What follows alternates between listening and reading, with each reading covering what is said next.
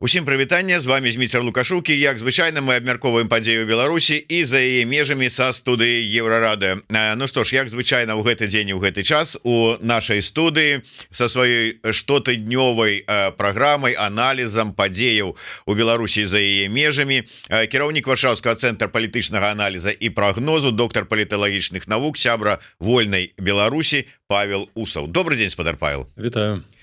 Так, спадар Павел, нам учора мне в прынцыпе как бы даў заданне цыганкоў, каб мы з вами абмеркавалі, що ж там адбываецца ў каардынацыйнай радзе, у дэмсілах, увогуле і ўсё астатняе. Але перш чым мы да гэтай такой склізкай тэмы і небяспечнай з вами падыдзем, что вы так адразу ўзяліся типа там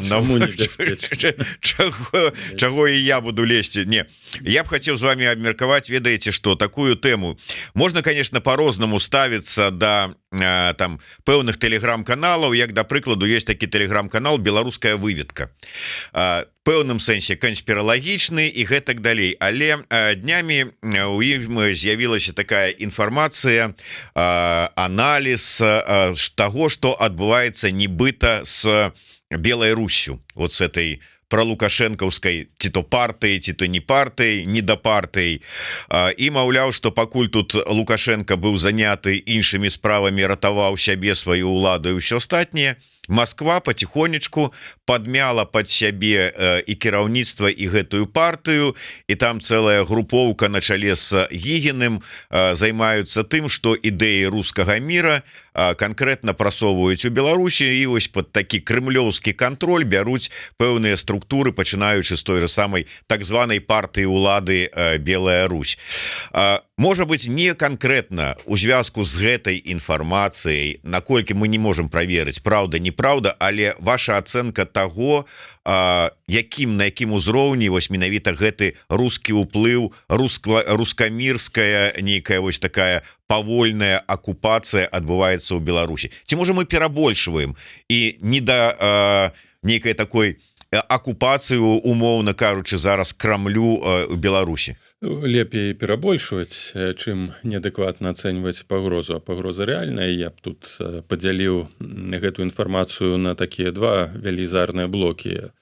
Калі мы кажам пра ўплывы расійскага свету, звычайна мы разумеем пад гэтым нейкі ідэалагічны інфармацыйны ўплыў, які і так ёсць і на працягу не толькі апошніх год, але нават перад 2020 годам набіраў хаду і моц, і пэўным паказчыкам уплыву расійскага свету, пра што неаднакратна, напрыклад, і я казаў, і як прыклад прыводзіў, гэта тое, што больш за 60% хіба пытанне яшчэ ў 2015-16 году беларусаў падтрымлівала анексію Крыма.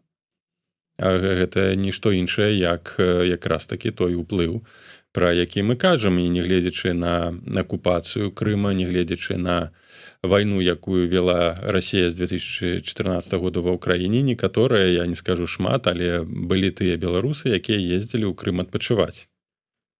Гэта нішто іншае, як уплыў на ўзроўні ментальнасці, мыслення расійскага свету. Я ўжо не кажу пра тыя патрыятычныя гульні і тыя патрыятычныя атрады і вучэнні, якія адбываліся ў Беларусі з гэтымі георгіўскімі істужкамі. Памятаеце, і так былі публікацыі, вы, Еўрарадыё, тады шмат пра гэта казалі. У Беларусі прыязджалі гэтыя расійскія сепаратысты з Донбасу, тыя наемнікі, якія у беларускіх лагерах, асяродках праводзілі адчыненую прарасійскую прапаганду. Былі так званыя праваслаўныя брацтвы казацкія, якія створаны былі ў 14-15 годзе пры прыходах праваслаўных у Беларусі.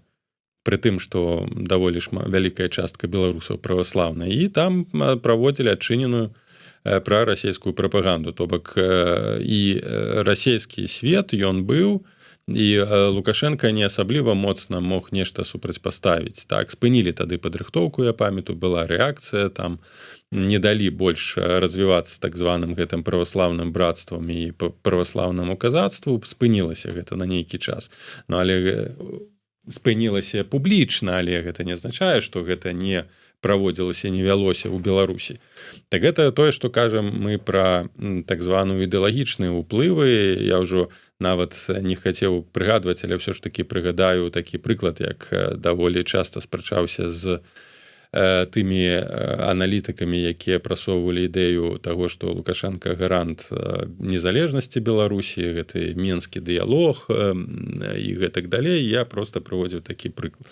За той перыяд, калі Лукашенко пачаў так званую мяккую беларусізацыю, адбылося некалькі лекцыяў у вышэйшых беларускіх установаў, так званых арганізацыяў Румола, Крыштаповіча з кніжкай пра мураўёва-вешальніка. У некаторых публічныя лекцыі адбыліся ў універсітэтах, дзе распавядалася, што Кастусь Каліноўскі гэта тэрарыст, а вось мураўёў-вешальнік гэта нішто іншае, як стваральнік Беларусі як такой. Ну, калі мы кажам пра Беларусь як Беларусію, то так, бо знішчаліся беларускія школы, уводзіліся расійскія, і якраз у тыя перыяд узнікла славутая тэза, так, чаго не зробіць расійскі багнет, зробіць расійскі настаўнік, расійскі поп і расійскі чыноўнік. І вось гэтая палітыка, яна як была ў 19 стагоддзі, так яна і праводзілася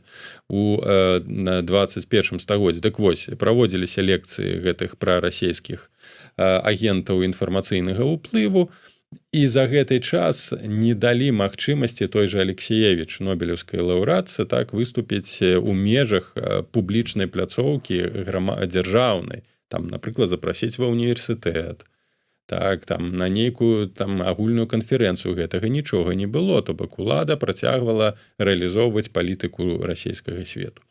І вось другі момант, вось это першая частка, ідэалагічны інфармацыйны ўплыў. Фонд Гарчакова, расійскі свет, вот эти фонды, яны ж былі створаны ў Берасцейскай вобласці, функцыянавалі ў Гомельскай вобласці. Фонд Гарчакова праводзіў гэтыя канферэнцыі, з'явілася аддзел спутніка ў Беларусі, Russia Today з 2015 году з'явілася прадстаўніцтва. Ўсё, гэта інстытуцыянальна прысутнасць была, а потым Лукашенко разводзіць рукамі і здзіўляецца, чаму ж тады вось так у 20-м годзе адбылося, што людзі чакалі, што Пуцін ўсё ж такі вырашыць прыбраць Лукашенко. Бо вось, калі ласка, гэта вынік у пэўным сэнсе дзеяння інфармацыйнага расійскага свету, які нечакана для Лукашенко спрацаваў супраць яго. І другі момант, ужо кажам мы пра канкрэтную інстытуцыянальную агентурную сетку ўплыву.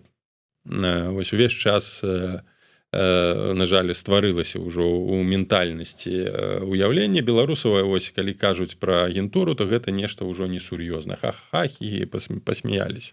А гэта ж асноўны элемент інфармацыйнай гібриднай вайны. Мы ж паглядзіце, як адбывалася працэсы ўплыву знішчэння дзяржавы ў Расіі, ва ўкраіне.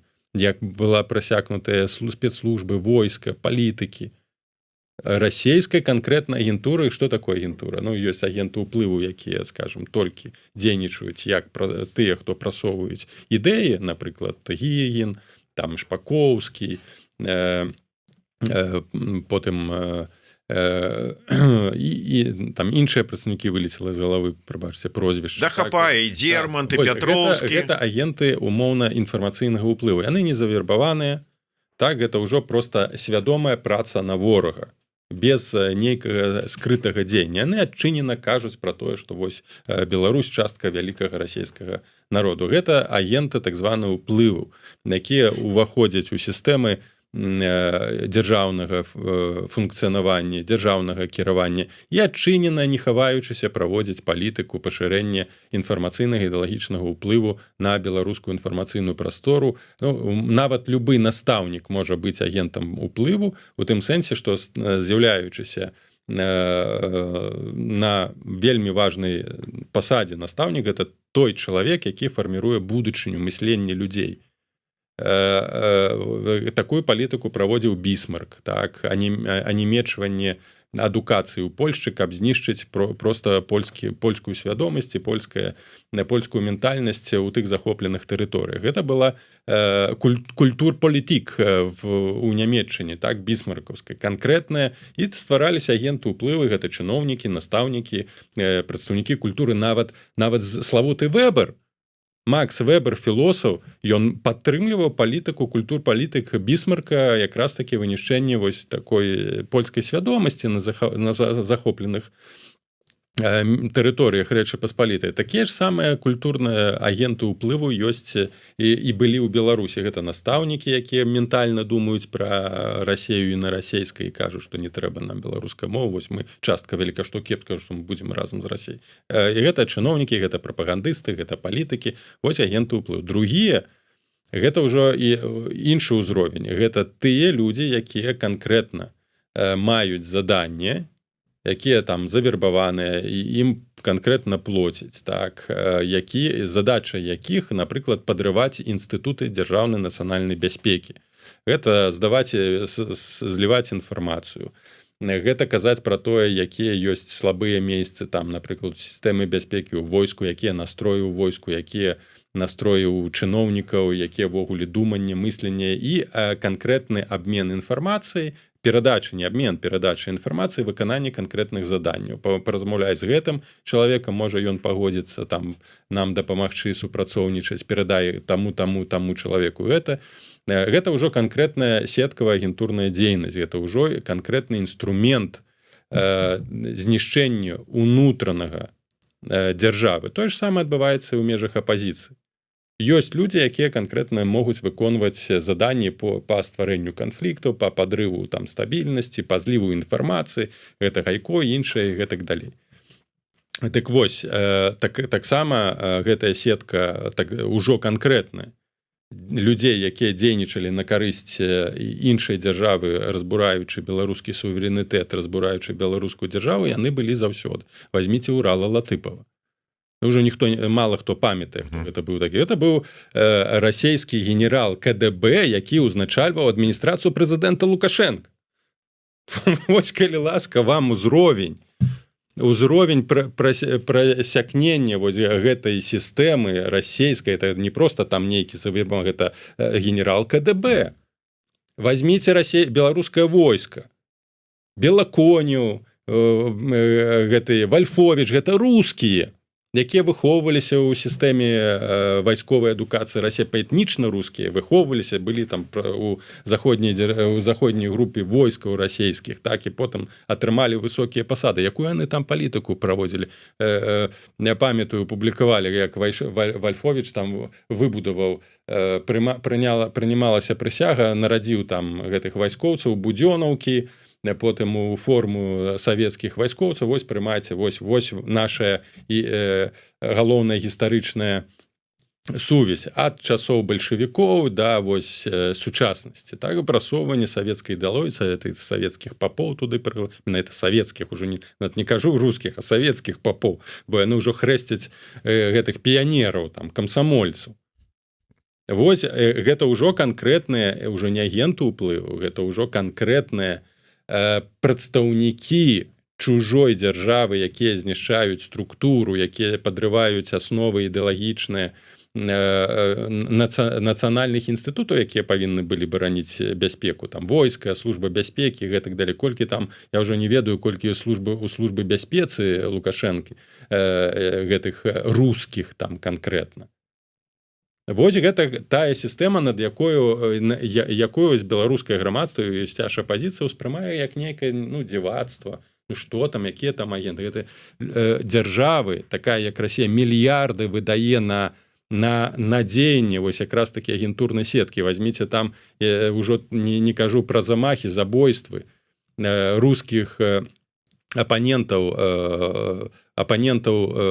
маскоўскай улады, як было за часоў Савецкага Саюзу, як было за часоў Кацярыны Вялікай, там княжну Тараканаву, так, памятаем, як, напрыклад, былыя эліты Рэчы Паспалітай намагаліся нейкім чынам дэстабілізаваць сітуацыю у Расіі, вось прыдумалі тое, што ёсць сапраўдная дачка там альбо там Петра ці кагосьці, хто павінен прэтэндаваць на ўладу ў Расіі. То бок гэта вайна гібрыдная, выкарыстаннем спецслужб, выкарыстаннем такіх элементаў.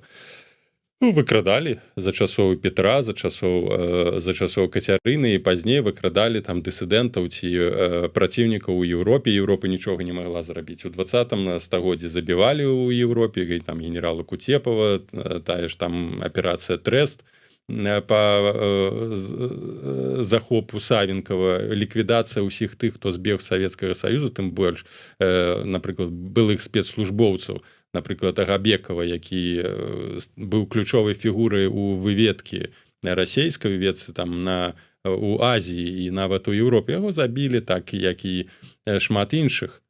А потым вось ужо і Літвіненка, і Березоўскі, і Скрыпалі — гэта дзеянне якраз такі той сеткі агентурнай. А ўжо не кажу пра купленых палітыкаў. Там ад Орбана да еўрадэпутатаў. І пакуль мы, як дэмакратычная супольнасць, не будзем сур'ёзна разглядаць гэтую пагрозу, это сур'ёзная пагроза, а ў беларускай супольнасці дэмакратычнай мераў па супрацьдзеянню гэтым уплывам ніякіх няма. Мы толькі можам хі-хі-ха-ха. Я агент, вось, налепку зрабіць. Вось гэта узровень мыслення стратэгічна. З такім мысленнем ніколі нічога не зменіцца ў Беларусі. І тым больш у супрацьстаянні з Расіяй таксама крытычна глядзець на тое, што ў 2020 годзе адбылося. Гэта была гульня. Лукашенко запрасіў і хлопаў разам з Макеем, калі ў Беларусь прыехаў гэтай амбасадар, прабачце, вылецела з галавы, расійскі, Михаил, як жа яго, Бабіч. Кадровый офицер ГРУ, там полковник, ці нават ужо там генерал был, прыехаў амбасадарам, усе такія з паўнамоцтвамі, асобамі, паўнамоцтвамі Пуціна. І як шчаслівы быў Лукашенко, зараз мы будзем ужо вось непасрэдна ў адміністрацыю дзверы. А ён распачаў канкрэтную дзейнасць па падрыву сістэмы бяспекі, сустракаўся з губернатарамі, з бізнесменамі, з тым жа Машэнскім. А што ён, навошта амбасадару з імі сустракацца? Ён ездзіў па Беларусі, яго ўжо адразу назвалі генерал-губернатарам. І у Лукашенка ягонага атачэння мазгоў не хапіла ацаніць, якую ж дзейнасцю будзе тут Бабіч праводзіць. І апазіцыя з ім жа сустракалася, некаторая. Так вось, вывучыце нават... некаторыя, толькі я памятаю адных, гавары праўду. Гавары праўду. І распавядала пра тое, што мы павінны палітыкі павінны з усімі сустракацца. Так што гэта сур'ёзна. І я думаю, што тое, што там з'яўляецца гэтая зліва, і гэтае дзеянне працягваецца і зараз, бо з тымі структурамі агентурнымі канкрэтна, якія створаны былі расейцамі, так званымі там прадстаўнікамі расійскай меншасці ў Беларусі, іх, калі я не памыляюся, каля 20 арганізацый, яны ж засталіся. Яны засталіся, і нішто з Лукашенка з імі нічога зрабіць не будзе. Канешне, Белую Русь яны будуць выкарыстоўваць. Яны зараз фарміруюць сваю сілу, якая ў тым ці іншым выпадку будзе уплываць на сітуацыю ў краіне. Праз парламент, праз нейкія іншыя дзеянні. Гэта таксама такі кароценькі павадок для Лукашенка, што гэтая сіла расійская, палітычная ўжо, не тут ужо гэта дробязі інфармацыйны ўплывы, гэта на дзеянне на грамадства. І тут Расія мае абсалютны прыярытэт. Там дзеянні інфармацыйныя інстытуты, СМІ абсалютна там неабмежавана расійскі. А гэта ўжо стварэнне сваіх структур у сістэме ўлады, якая там з Лукашенка альбо пасля Лукашенка перахопіць ініцыятыву, гэта фарміраванне свайго палітычнага класу у межах вось гэтай Белай Русі, якая па сутнасці з'яўляецца прарасійскай структуры. Яны ж ездзілі там на все кангрэсы, на ўсе канферэнцыі, якую арганізоўвала адзіная Расія. У Калінінградзе былі, у Маскве ёсць падпісаныя дакументы пра супрацы. Гэта па сутнасці ўжо ёсць нішто іншае, як інструмент ўжо інстытуцыянальнага палітычнага ўплыву. І, канешне, Гігін, які не вылазіць з каналаў Салаўёва. Ну, он же там амаль кожны тыдзень на гэтых праграмах, дзе паліваецца і Украіна, і Захад, і ўсё іншае, і ўсё нацыянальнае. Ён атрымаў там, і Лукашенко нічога з ім зрабіць не можа, не ў стане. І нічога не зробіць, бо я думаю, што ёсць ужо акрэсленыя прыярытэты, акрэсленыя людзі, з якімі з якімі расійскія эліты, расійская адміністрацыя будзе працаваць. Яна працуе. Я думаю, што ўжо спіс там у гэтай расійскай адміністрацыі ёсць. І Белая Русь разглядаецца як такі сегмент ужо філія адзінай Расіі, калі там ужо пастаўлена задача, напрыклад, пашыраць працэс інтэграцыі, ствараць нейкую адзіную сістэму палітычнага кіравання, то Белая Русь якраз такі той інструмент, пры дапамозе якога дадаткова можна гэты працэс і легітымізаваць, і ўзмоцніць, і зрабіць больш інтэнсіўна. Усё вельмі проста, тут няма ніякіх складанасцей. І тое, што гэта інфармацыя з'явілася, так, гэта нават не перасцярога. Ну, гэта констатацыя факта. Ну вот глядзіце, гаспадар Павел, зразумела, што ніхто свядомы чалавек, ён не будзе адмаўляць, што ёсць агенты ўплыву, ёсць і карысныя ідыёты, ёсць праплачаныя, ёсць шчыра веруючыя і гэтак далей.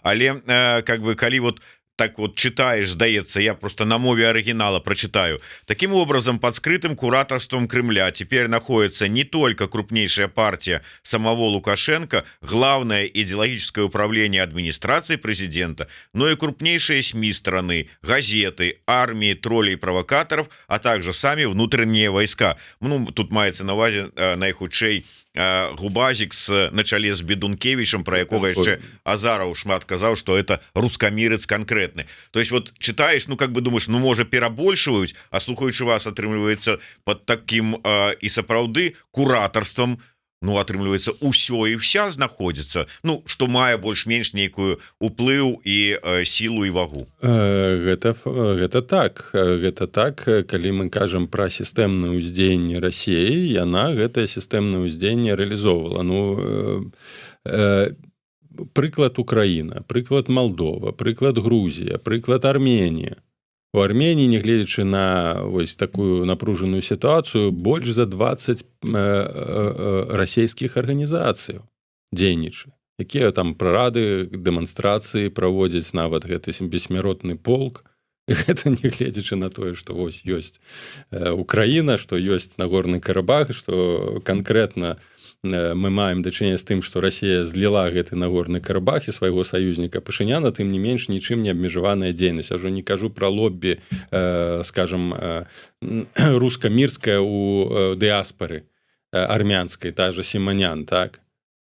І казаць, і Расія для гэтага мае рэсурсы, ну калі яна мела рэсурсы там стварыць сістэму уплыву сваіх ва ўкраіне ў службе бяспецы, у войску украінскім, то чаму там, дзе не было, а ва ўкраіне прынамсі была палітыка украінізацыі і працэса узмацнення нацыянальных інстытутаў, там была палітыка гэта.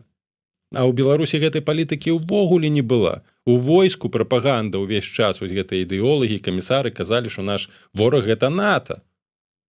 Што нават калі не было гэтага канфлікту, канфрантацыі з Захадам пасля 20-го году, прапаганда ў беларускім войску там у канцы 90-х, на пачатку 2000-х была цалкам прарасійская, прасавецкая, антызаходняя. Мазгі прамывалі ў такім чынам, што апазіцыя гэта ворагі, та пятая калонна, НАТО рыхтуецца на нас напасть, у нас павінна быць вось ядзерная зброя, там апірышча на Расію, гэтак далей. Нават вось гэта вучэнне Захад, вучэнне Захад, якія адбываліся ў Беларусі, адбываюцца кожна там 4 гады, яны ж канкрэтна маюць на мэце сутыкненне з Захадам, і гэтыя вучэнні адбываліся яшчэ ў перыяд адлігі, так званы, апошнія там з Вішнорыяй. Нават вось гэтыя сепаратысцкія мапы, што Вішнорыя аддзелена, і што вось Лубенія і там Вішбадзе збіраецца напасці на Беларусь. Ну, стварылася, конечно, потым віртуальная Вішнорыя са сваім парламентам і пашпартам, такі добры мем, але факт. То бок яны самі стваралі сепаратысцкія рэгіёны. Вішнорыя, прыгадаю, гэта заходнія рэгіёны, гэта Гарадзеншчына.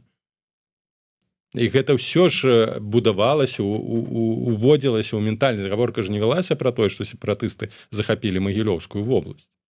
Якія могуць там быць сепаратысты? Ясна, якія? А вялася пра тое, што Захад вось наш тут і берасці і гародню забярэ.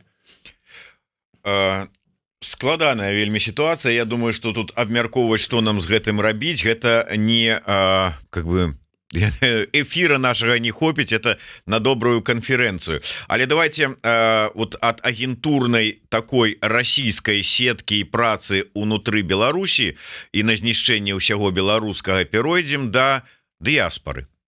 Днямі выступаў прапагандыст Тур, сярод іншага там у чарговы раз прызнаваўся да любові у любові сваёй да Розы Турарбекавай, але узгадаў вот гэтае галасаванне у коордынацыйную раду і пачаў расказваць про тое, что да ўсе яны там гэта агентура беларускіх типа там лукашэнкаўскіх спецслужбаў, і говорит, асабліва смешна глядзець і радасна, калі вот агент лідар аднаго спісу і вот змагаецца с агентам лідарам другого спіса супраць агента трэцяга спісу.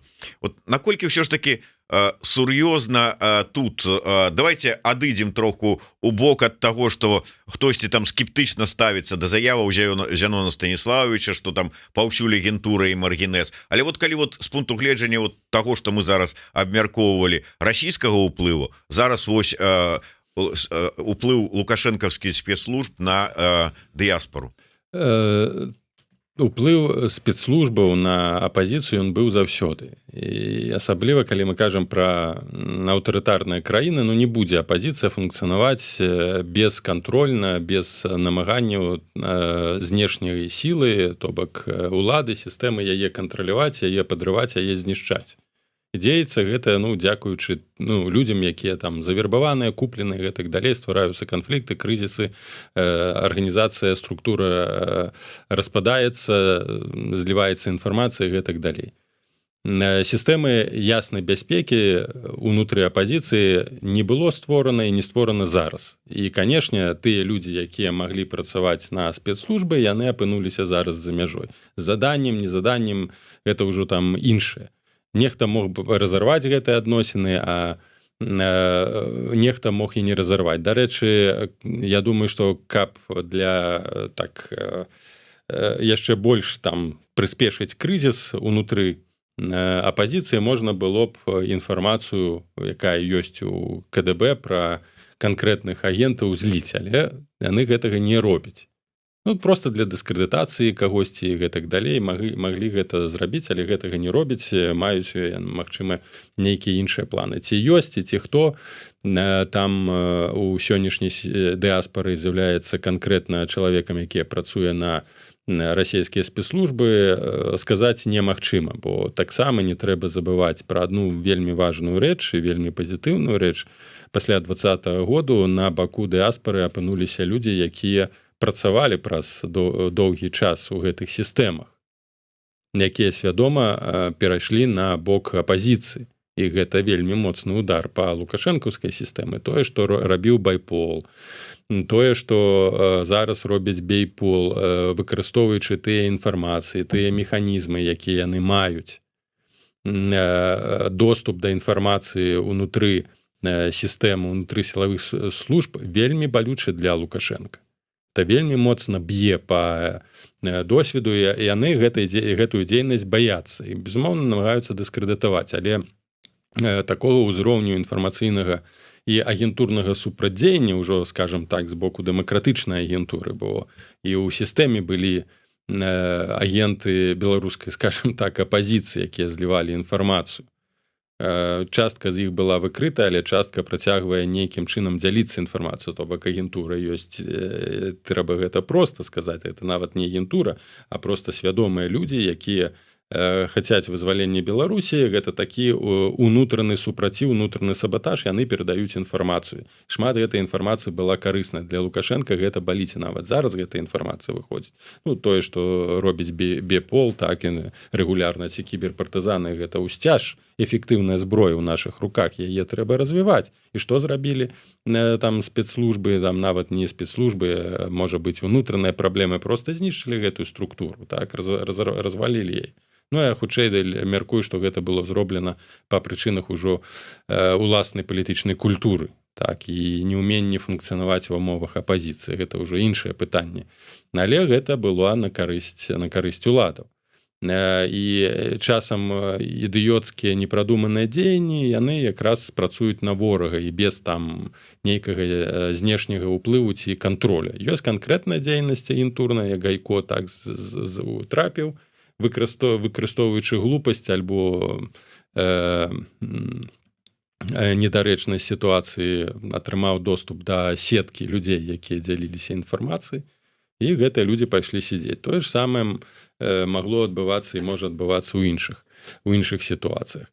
Канешне, чым на сённяшні момант можа адплаціць улада? Яна дзейнічае фактычна так, як дзейнічалі апазіцыйныя структуры пасля 2020 году. Ну, перш за ўсё, дыскрэдытаваць, так, паказваць, што ў нас ёсць доступ да інфармацыі, выкарыстоўваючы карысных ідыётаў, як гэта было вось з Кавальковай, і там вось гэтымі літоўскімі фундатарамі і з іншымі апазіцыянерамі, якіх проста развадзілі, так, тэлефанавалі, прапанавалі там папрацаваць ад імя там трэціх, чацвёртых асобаў, а потым гэта выкладалі ў сеціва і паказвалі, ну, паглядзіце, які ўзровень вашай там апазіцыі. Гэта дыскрэдытацыя, гэта інфармацыйная вайна, тое ж самае, што робіць і рабіла там апазіцыя, выкарыстоўваючы тэлефонныя праслушкі ці там матэрыялы, кампраматы і гэтак далей. Гэта першы момант. Ну, другі момант, канешне, спроба знайсці, спроба перакупіць, перавербаваць, завербаваць кагосьці з тых, хто працуе ўжо ў структурах апазіцыйных. Як гэта ўжо робіцца, гэта так можа быць больш дэтальная размова, улічваючы той факт, што людзі больш і больш расчароўваюцца, яны становяцца, на жаль, вельмі лёгкімі ахвярамі вось такіх спробаў. Ім абяцаюць вярнуць у Беларусь, абяцаюць не канфіскаваць нешта там, бо праблема беларускай дыаспары ў тым, што яна вельмі безабаронная. Людзі, я маю на ўвазе, шмат людзей, якія з'ехалі з Беларусі, заставілі там, пакінулі амаль капітал, даробак усяго свайго жыцця, і дзякуючы гэтаму можна іх шантажаваць, можна штосьці патрабаваць. Так гэта працэс і адбываецца. І гэта небяспечны працэс, і ад гэтага працэса, вось якраз такі, што мы можам зрабіць, гэта не расчароўваць і не паглыбляць гэтае расчараванне людзей, не ўзмацняць фрустрацыі. А насамрэч, ўсё, што мы бачым зараз на інфармацыйным полі, у палітычным полі, гэта павелічэнне фрустрацыі псіхалагічнай людзей, якія кажуць, да гары яно гарам, што я тут, чаго я павінен на кагосьці там, якія там сварацца, не могуць дамовіцца, па простых рэчах павінен расплочвацца там сваім даробкам сваёй, калі, ну і гэта мы бачым, калі людзям абяцаюць, што яны вернуцца, іх ніхто чапаць не будзе, хаця ў галаве рацыянальна разумеюць, што сітуацыя змянілася, яны едуць у Беларусь. Садятся, и эта информация з'яўляецца, и люди ўсё адно адзінкі, но ўсё адно едуць. Гэта вось прычына вось такога ўнутранага калапса псіхалагічнага, бо людзі верылі ў тое, што апазіцыя лепшая, што яны хутка вярнуцца, а тут атрымоўваецца, што яны трапілі ў нікуды, і спадзявацца няма на каго. І асабліва вось калі зараз пачынаецца там гэты тым ліку і дыскрымінацыя беларусаў. Вось яны там усё пакінулі, тут апазіцыя дамовіцца не можа выпрацаваць канцэпцыю з абароны, і яшчэ саюзнікі, якія казалі, прыязджайце, мы вам усё дадзім, Літва, Польшча, там меншай ступені іншыя краіны, зараз пачынаюць давіць тых жа самых беларусаў. Ну гэта ж абсурд. І ў такіх умовах уладам, яшчэ раз падкрэслю, калі б Лукашенка хапіла розуму сказаць, што добра, я абвяшчаю амністыю, прыязджайце, нікога там не праз камісіі, проста прыязджайце, не будзем мы вас там чапаць. Все, там вы... Ну, зараз таксама яны кажуць, прычым на вельмі высокім узроўні. Вось былы кіраўнік адміністрацыі лукашэнкаўскай, кім ён там зараз з'яўляецца, халера говед. Ну, таксама ж не... Да, ну, ўсё адно ж не апошні чалавек. Ну, вот ён заявляе, ўсё будзе, вяртайцеся. Прыязджаюць, а гэтаму губазікаўцу указ... Да, я кажу, што... Нет, тут павінен, разумееце, не той, што казаць. Я кажу, прыязджайце. Павінен адпаведны дэкрэт быць напісаны. Умоўна, вось, што я там сваім распараджэннем абвяшчаю умоўна амністыю выпусціць там шэраг палітычных зняволеных, там шэраговых хаця б, там нават тых, каго ламаюць, яны не выпускаюць. у сэнсе якія гатовыя даваць нейкія там інтэрв'ю. Ну то бок там ментальнасць ужо скіраваная на знішчэнне, але я просто кажу як можна было б просто яшчэ больш справакаваць крызіс, але дзякуючы таму што Лукашенко на гэта не здольны і адміністрацыя ўсяго яно атачэнне гатовае толькі на рэпрэсіі, ім гэта абсалютна ў гэтай сітуацыі комфортна, іншага нічога не трэба, то канешне яны ствараюць умовы і добра што ствараюць для таго, каб людзі глядзелі чым ёсць лукашызм. Хаця калі б раней пра гэта разумелі і ведалі, магчыма сітуацыя ішла б па іншаму накірунку. Ну ніхто гэтай інфармацыі ад іх не скрываў, а і незалежныя СМІ і палітыкі заўсёды пра гэта казалі. Іншая справа, што не хацелі гэтага чуць. Я хацеў бы звярнуцца да таго вось вашага допісу, аднаго з апошніх у вашым тэлеграм-канале. Дарэчы, карыстаючыся магчымасцяй, раю ўсім, для каго это бяспечна, безумоўна, подписываться на тэлеграм-канал Паўла Усова. Вот тое, што ён думае і якія тэзісы мае ў галаве, ён выкладае ў сябе ў тэлеграм-канале, можна азнаёміцца паміж вот нашымі сустрэчамі ў студыі Еўрарадыё. Ну і безумоўна, не забывайце подписываться на YouTube канал Еўрарадыё, расшэрвайце, ставьте падабайкі, націскайце на званочак, пішыце каментары яшчэ раз для тых, каму это бяспечна.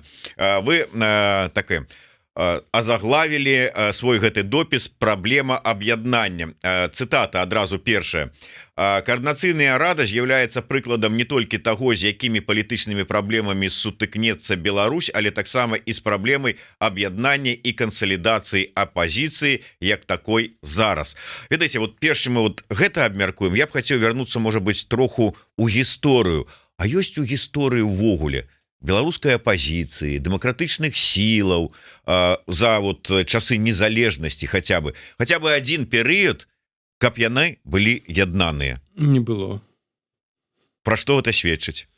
Ну, гэта шмат пра што сведчыць. Ну, па-першае, опять знову ж ва ўмовах аўтарытарызму ўлада будзе заўсёды зацікаўлена ў тым, каб было раз'яднанне. Яна будзе сабатаваць любыя працэсы, звязаныя з аб'яднаннем, стварэннем адзінага фронту. Такі невялічкі, але неўданы, мне падаецца, прыклад, это был 2006 год, калі ўсё ж такі там пад і все одно две колоны было. Так, але пад ціскам вось гэта аб'яднанне адзіны кандыдат ж адбывалося не з унутранага патрабавання, адбылося пад ціскам заходніх партнёраў. Яны сказалі, калі не аб'яднаецеся, то будуць з нашага боку санкцыі. Бо было накіраванне на тое, што трэба ўсё ж такі досвед каляровых рэвалюцый нейкім чынам і патэнцыял гэты выкарыстаць. Гэта спрацавала, але не да канца. Спрацавала ў тым сэнсе, што быў нейкі там адзіны там кандыдат. Хаця другой калоннай пайшоў Казулін. Там уже працавала зусім іншы механізм. Больш, яшчэ 5+, это для тых, хто ўжо памятае старыя часы. Тая ж самая праблема была ў 2001 годзе, Ганчарык і Домаш, так, хаця таксама не прадумана, і таксама гэта быў уплыў заходніх партнёраў з Ганчарыкам. Гэта быў выбар яго як умоўна адзінага кандыдата з двух Домаша. І гэта быў не выбар апазіцыі, такая кансалідавалася. Это быў умоўны ўплыў заходнікаў, якія не разумелі сітуацыю, нават прыдумалі яму прозвішча. Канешне, ён там працаваў, быў кіраўніком прафсаюзаў, так, потым Лукашенко іх ліквідаваў якраз пасля выбару 2001 году, але Домаш быў былы старшыня аблвыканкаму. І, канешне, з таго, што я памятаю, што я бачыў, чым я ўдзельнічаў, даволі моцная стаўка і даволі моцная падтрымка была для Домаша, і было сур'ёзнае расчараванне, калі вось невядома чаму вырашылі, невядома хто вырашыў, што Ганчарык будзе ісці як кандыдат на прэзідэнта. Канешне, у 2001 годзе сваю ролю згуляў на жаль, негатыўную тэрарыстычны акт у Злучаных Штатах Амерыкі, калі пра Беларусь забыліся цалкам адразу. Не ўпэўнены ў тым, што плошча спрацавала ў 2001 годзе, хаця былі спробы яе падрыхтаваць, але ўсё ж такі, калі не было харызматычнага лідара, калі не было яснай стратэгіі, арганізаваць эфектыўную плошчу было немагчыма. Прадумаць яе было немагчыма, і тады вось якраз ужо пасля 2001 году пачалося сістэмнае знішчэнне апазіцыі, сістэмнае проста яе вынішчэнне, і тады з кожным годам аб'ядноўваць апазіцыю было цяжэй і яшчэ цяжэй, тым больш траціла свае рэсурсы. Вось моцны удар маральны па актыву апазіцыйнаму быў нанесены ў 2001 годзе, калі людзі працавалі на адзінага і уяўлялі, што гэта будзе Домаш, а потым кулуарнымі рашэннямі гэтым кандыдатам адзіным стаў Ганчарык. То бок тут гэта вось уплывы знешнія, але іншага боку негатыўныя у беларускай палітыкі таксама нельга выключаць. Я тут падкрэслю асабліва, што донары шмат у чым і зараз у тым ліку гуляюць негатыўную дэструктыўную ролю ў развіцці беларускай апазіцыі. І я спадзяюся, што донары гэта пачуюць. І я лічу проста, што ў палітычным сэнсе, калі мы такой сітуацыі знаходзімся, трэба даваць фінансаванне выключна культурнае і адукацыйнае праект. Спыніць фінансаванне палітычнай апазіцыі, калі яна не ў стане нешта эфектыўна арганізаваць. Будзе проста змаганне за гранты, будзе змаганне за донараў, будзе ўзаемная дыскрэдытацыя, і ўсё гэта кепска скончыцца у чарговы раз. І лічу, што тыя людзі, якія звязаныя з грошамі, пераразмеркаваннем грошаў, сувязямі з донарамі, у палітычных структурах ім няма чаго рабіць. Яны павінны сысці з палітычных структур. Альбо вось тут закіды Латушка ставіць, што ён там і ў кабінеце, і ў КС, а я лічу, што ўвогуле людзі, якія маюць дачыненне з грашыма, з донараствамі, там, з партнёрамі, не павінны функцыянаваць у межах каардынацыйнай рады, у межах кабінета. Ну, там, добра, там, калі ёсць там міністр, там быў бы міністр фінансаў, вось, ён бы переключыўся, ён бы гэтым займаўся. Калі там ёсць людзі, якія займаюцца яшчэ і донарствам, а яны знаходзяцца ў такім ліку залежнасці пад уплывам знешнім, яны не павінны знаходзіцца ў палітычных інстытутах, бо тое, што зараз адбываецца, тое, што адбывалася раней у апазіцыі, гэта вынік якраз такі вось такога донарскага мыслення. І людзі ідуць у палітыку не дзеля атрымоўваецца рэалізацыі нейкіх палітычных праектаў і плану, а дзеля таго, каб атрымаць доступ да фінансавых нейкіх потокаў. Гэта знішчальна, разбуральна для апазіцыі. Як мы казалі пра агентаў уплыву расійскіх, якія там расійскі свет, а тут ужо грашовыя. Это карупцыя, гэта даволі моцная уплыў і знішчэнне нейкіх прынцыпаў. Спадар Павел, адразу два узнікаюць пытання. Па-першае, зараз вось глядзяць людзі, асабліва тыя, хто, як кажуць, неафіты там у 20-м годзе пачалі толькі цікавіцца нейкім палітычным жыццём, актыўнасцю і не ведаюць гісторыі палітычнай Беларусі, найноўшай хаця бы. Думаюць, вот як это так? Не могуць памірыцца, не могуць паразумецца, не могуць аб'яднацца. Ну так, а што дзіўнага? Атрымліваецца, это звычайны стан беларускіх дэмакратычных сілаў, а можа просто звычайны стан чалавека. Это звычайны стан чалавека. Это зразумела, што таксама трэба сыходзіць з прыроды чалавечай. Нават звычайна вось прыводзяць прыклады 12 вучняў Ісуса Хрыста. Так, адзін аказаўся здрайцам за 30 срэбранікаў, так. Іншыя, у тым ліку і Пётр, бліжэйшы вучань, адрокся ад Хрыста, так. І што потым стварылася з хрысціянствам. Таксама можна паглядзець гісторыю, што безумоўна фундаментальныя ідэі, новыя веянні, новае разуменне, ўсё гэта скончылася чым? Паленнем ведзьмаў, так, забаронай кніжак, інквізіцыяй, цемрашальствам. Это, на жаль, чалавечая прырода, калі калі людзі бачаць інтарэс і магчымасць, ёсць, канешне, ідэалісты, як там Христос ці як любіць часта казаць Марыя Магдалена, там святыя каталіцкія і так далей. Былі ідэалісты ў палітыцы, у Злучаных Штатах Амерыкі, калі прынцыпова людзі падыходзілі, хаця Вашынгтон, Джордж Вашынгтон, адзін з бацькоў ЗША, Мэдысон, іншыя, яны былі заможныя людзі, але былі пэўныя прынцыпы, падыходы палітычныя. Ну, яму Вашынгтону прапанавалі стаць там ледзь не новым імператарам, не новым каралём, там пажыццёвым прэзідэнтам. Ён адмовіўся. Ён сказаў, ёсць пэўныя рэчы, якія нельга рабіць. Была падпісаная дэкларацыя незалежнасці, была падпісаная канстытуцыя. Калі людзі падыходзяць агульна да гэтых прынцыпаў і выконваюць іх, тады пачынаецца працэс эвалюцыі станаўлення дзяржавы. Хаця, нягледзячы на канстытуцыю, ў Злучаных Штатах Амерыкі да 1864 году было невольніцтва ў палове штатаў.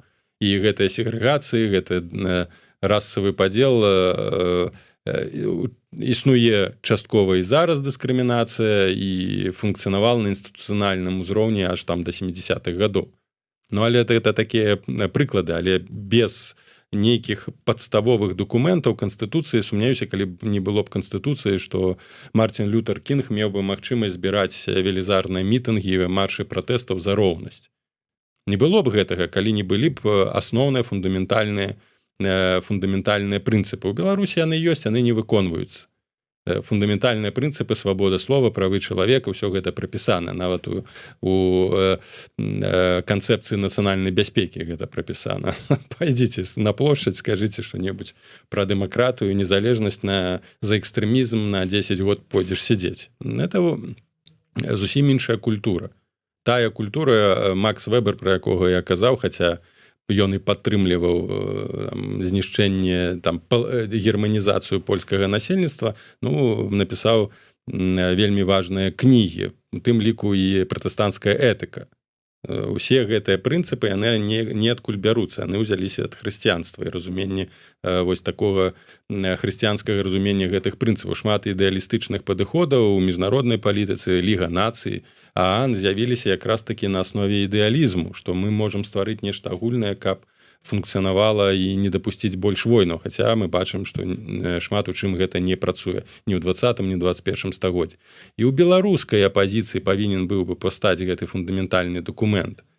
Умоўна, скажам, такая протаканстытуцыя, якая б, калі ўсе нашыя тут структуры называюць сябе протадзяржаўнымі, протапарламентам, протаўрадам, прэзідэнтам і электам, ну то павінна быць гэта дзесьці прапісанае канкрэтна, якія функцыі, якія ролі, якія задачы, чым абмяжоўваюцца, а гэтага нічога няма.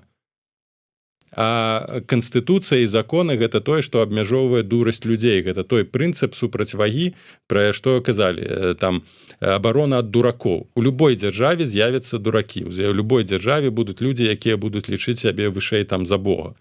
Але ёсць фундаментальныя прынцыпы, якія ніколі ніхто не зломіць, якія ўсе прызнаюць. У Беларусі іх не прызнавалі, Канстытуцыю знішчылі.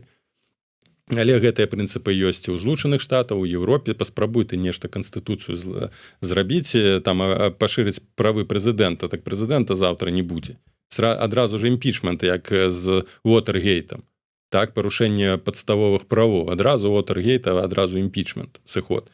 І ў Беларусі на пачатку беларускай супольнасці усе гэтыя праблемы, інтрыгі, канфлікты, прычынай асноўнай адсутнасць фундаментальнага дакументу ўзаемадзеяння. Калі вы называеце ўжо сябе там інстытутамі, то вы павінны гэтыя дакументы распрацаваць. Па якіх прынцыпах вы функцыянуеце, ўзаемаадносіцеся паміж сабою. А тут кожны пачынае трактаваць іншыя канстытуцыі, іншыя сістэмы ўзаемаадносінаў паміж выканаўчай заканадаўчай улады іншых краінаў, не маючы ўласнага. Ну, Павел Латушка прыцягвае, скажем так, прыклады там Польшчы. Ну, там ёсць канстытуцыя, там прапісана, што гэта змешаная парламенцка-прэзідэнцкая рэспубліка, дзе парламент фарміруе ўрад.